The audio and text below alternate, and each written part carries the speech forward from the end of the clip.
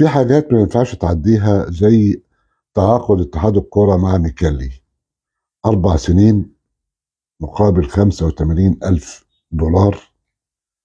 آه، فترة كبيرة جدا بمرتب كبير جدا جدا، بتشتري سمك في مية، خصوصا انه هذا الاتفاق ليس داخل منظومة ممكن تبني عليها كرة قدم سليمة. الراجل قعد 3 سنين قبل الدورة الأولمبية، طلع الرابع. الناس اعتبرت ده إنجاز كبير. أنا بستغرب إزاي شايف إن ده إنجاز كبير. إيه المركز الرابع يعني؟ وإيه النتائج اللي اتحققت؟ يعني ارجع للنتائج كلها ما فيهاش حاجة يعني لافتة للنظر. فهوجة الكلام عن هذا الرجل الفذ العبقري إن هو هيكسر الدنيا لمدة 4 سنين قاعد على الشمس الحلوة على مية النيل الجميلة، هيوصل لإيه يعني؟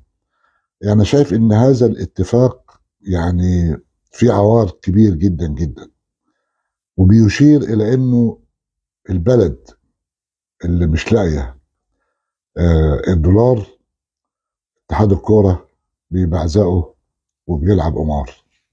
شكرا.